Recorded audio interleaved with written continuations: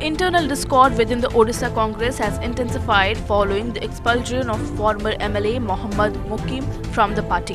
Defending the decision, Odisha Congress President Bhakta Charan Das strongly criticized Mokim, questioning his political standing and accusing him of undermining the organization by taking internal matters to the media. Bhakta Das said that every party member has the right to raise grievances, but stressed that the Congress has established forums and committees to address such issues. He pointed out that the Odisha Congress has a political affairs committee and that Mokim himself was a member of it, where his concerns could have been raised. While acknowledging that Mokim had written a letter to Congress leader Sonia Gandhi, the PCC chief questioned the need to make the letter public, saying the move reflected Mokim's unwillingness to continue within the party.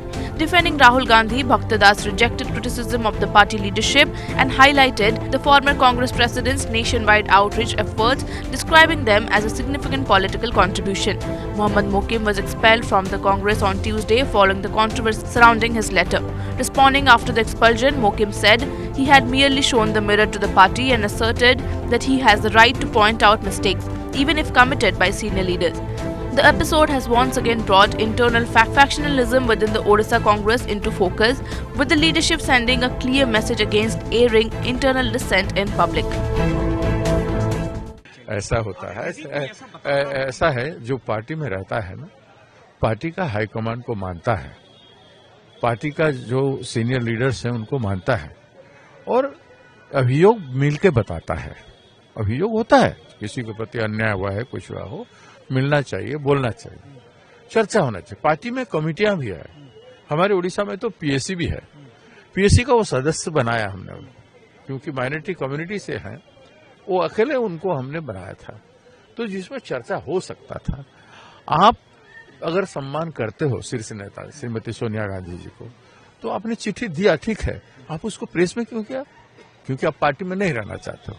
आप अगर मानसिकता बना ली हो party छोड़ने के लिए, उस पर कौन क्या कर सकता है? बट वो तो कह रहे हैं कि राहुल जी कहते हैं डरो मत, लेकिन जब मैं सच बोलता हूं तो मुझे एक्सपेल नहीं, सच किस लिए बोलते हैं आप? जो बातें आप किस बात में कह रहे हैं? आप राहुल जी के बारे में क्या जानते हो?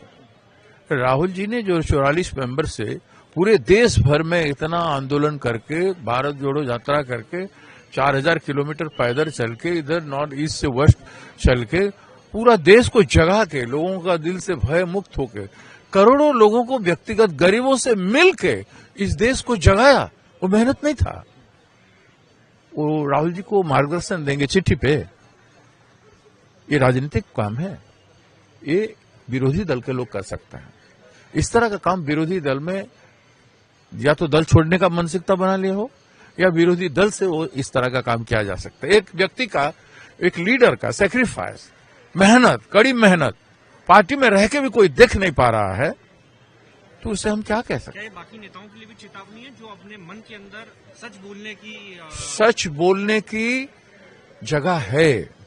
पार्टी मीटिंग में बोलो ना, डिफरेंट फोरम है। लेकिन एक कार्यकर्ता थे, वो एमएलए नहीं थे। एमएलए जो जीते थे वो कोर्ट में वर्ड हुआ है, वो एक्स एमएलए भी लिख नहीं सकते हैं, एक बार, बार बार नहीं।